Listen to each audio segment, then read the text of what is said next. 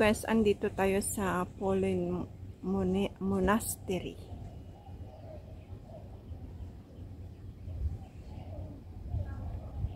Ito ang nakita natin sa taas kanina.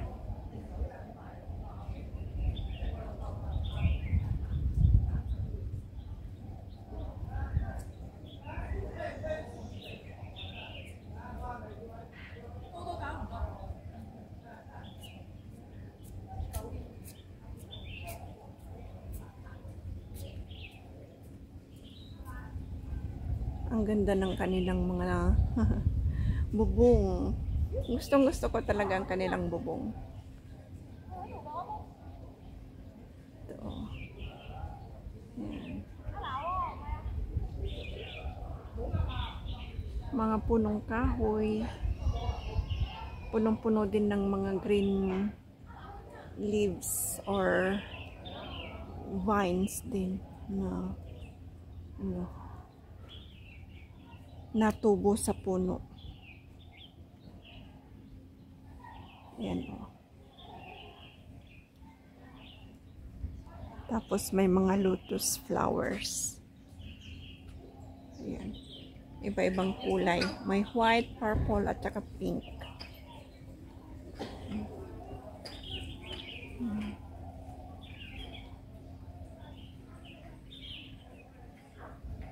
Pauwi na sana ako, kaso lang nakita ko, hindi ko pa pala na i-vlog dito na side. Kaya i-vlog ko para makita nyo din, guys.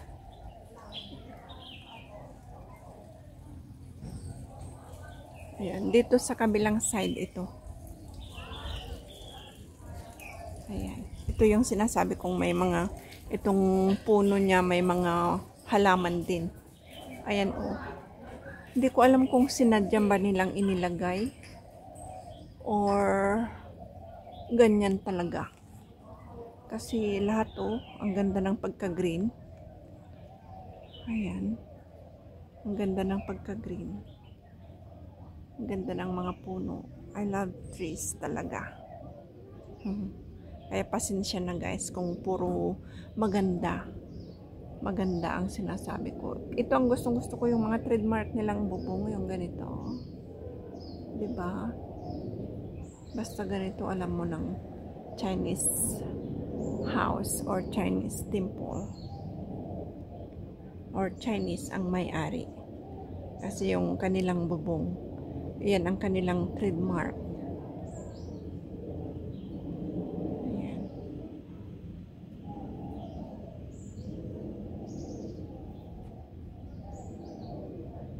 Nakapag-vlog na tayo sa taas last time. May na-upload na rin ako dyan. Pero dito sa kabilang side, hindi pa. Kaya i-vlog ko ulit dito. Ito ang mga punong kahoy na magaganda. Magaganda. Ayan. Yun. Ito ang hindi ko alam kung ano ito. Restaurants ba yan? Ang ganda.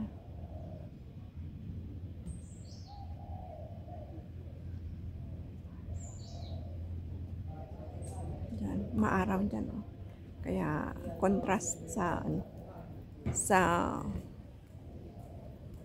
video. Ayan.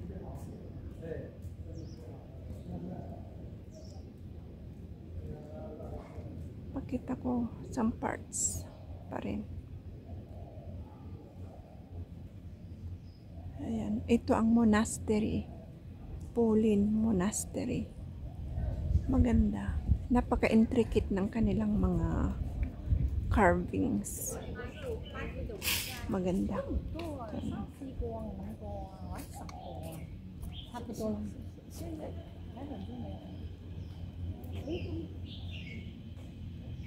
Kaya pag maraming tao, maraming upuan pa rin. Maraming mga upuan. Pwedeng umupo ang mga visitors. Tingnan nyo, mga puno. Maraming benches dyan, Tapos yan. Benches. Tapos dyan.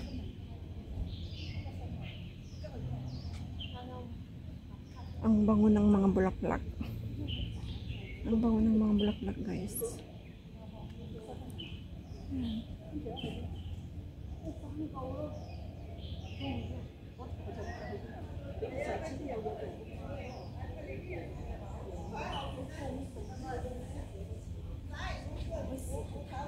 Mga puno talaga, may mga nakatanim din.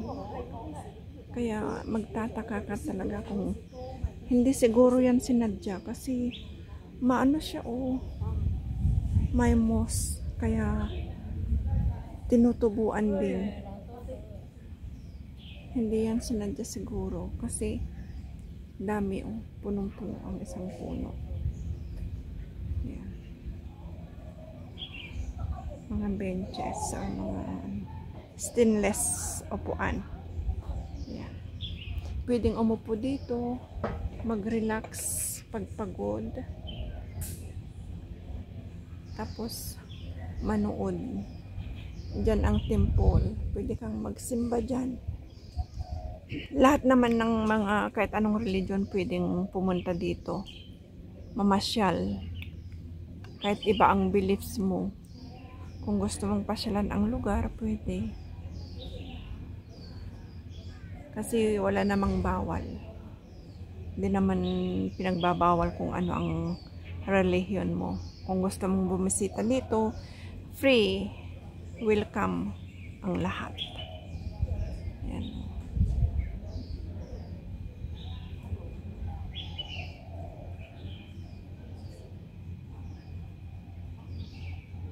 Upuan pa ang mga yan, nakabilog sa may mga puno. Tapos doon, upuan pa.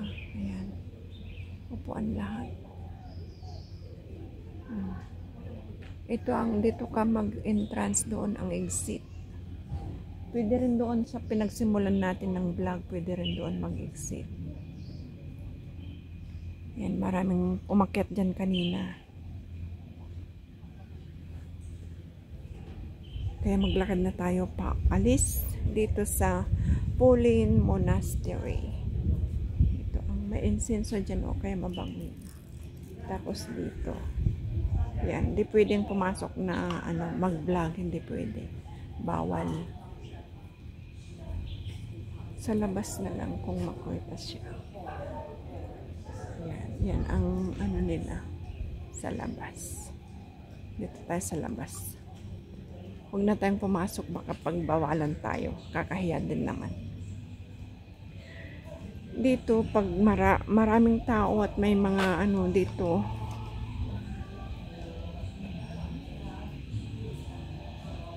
vegetarian food ang pagkain.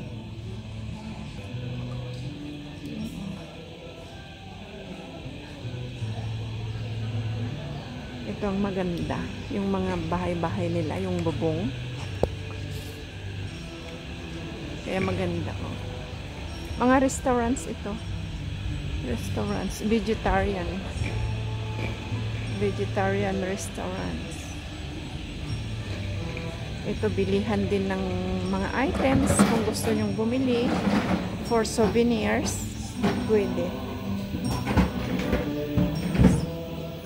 May na-vlog na rin ako dito. Ano na lang to, refreshing. Refresh natin.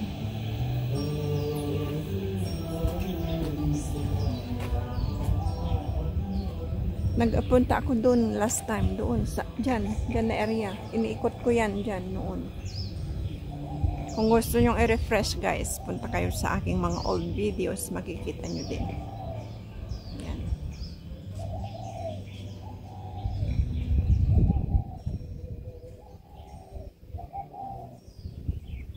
May mga bagong lotus yata ang mga to. Lotus plant. Walang pangalan. Mga numbers lang. Diyan tayo galing sa loob. Ay, sa labas niyan kasi diyan ang entrance sa labas niyan. Ayan. Tapos ito, wala na yung ibang display diyan. Iniba na naman. Tapos andun si Big Buddha. Ayan si Big Buddha. Ayan siya. Si Big Buddha. andito na tayo sa baba. Kaya ang nakunan natin kanina ay sa taas. Ayan. Diyan ang entrance. Diyan. Pwedeng ano doon. May mga insenso dyan. Oh, ito. Andun si Big Buddha. Malakas pa rin ang araw. Ang sinag ng araw malakas pa rin. Ito ang mga insenso. Naglalakihan doon. Yung tanaw dyan na pula. Mataas yan. Makapal. Isang di mayakap ng isang bata. Hall of Great Hero. Grand Hall of 10,000 Buddhas. 10,000 Buddhas. Ang 10,000 Buddha naman ay nasa Shiatin. Nasa Shiatin. Yan. Kikita natin si Big Buddha dito. Wala na yung mga ano dito, balloon or lanterns. Inaba na. Siguro sa susunod kasi September yata or October ang ang Autumn Festival. Papalitan na naman yan. Ayan. Kita natin si Big Buddha. Ayan. Si Big Buddha.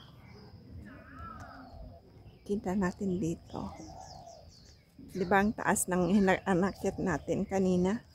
Kasi tingnan nyo ang hagdan guys. Kung ilang steps yan. 200 plus daw. Pero hindi ko binibilang eh. Hindi ko alam kung 200 plus nga. Tsaka ito yung flower na maganda. Pink na pink. Ayan. Sana. Tapos ito si Big Buddha. Ayan, di ba? Pansin nyo ba ang hagdan, guys? Parang contrast kasi. Ayan. Di ba? Ang ganda niya. Bronze. Si Big Buddha. Ayan. Ang ganda niya. Tapos dyan tayo nang galing. Dyan. Ito yung bulaklak na sinasabi kong maganda. Pink ang kulay. Ayan. Pink ang kulay. Tapos ito si Big Buddha. Ayan. Si Big Buddha. Dito tayo sa baba. Sa aking first vlog ay part 1 ay nandun tayo sa taas. Ngayon ay andito tayo sa ibaba. Ayan. 'Di ba? Ang taas niya. Pero kayang-kayang akyatin. Ayan. Kayang-kayang akyatin pa rin si Big Buddha. Okay guys, maraming salamat ulit sa inyong walang sawang panonood sa aking premiere at live. Hanggang sa muli. See you again on my next vlog. Huwag kaligtaang mag-subscribe, like, comment, at share. Salamat po sa inyong lahat. Bye-bye everyone. See you again sa aking live at mga premiere. Have a nice day, everyone.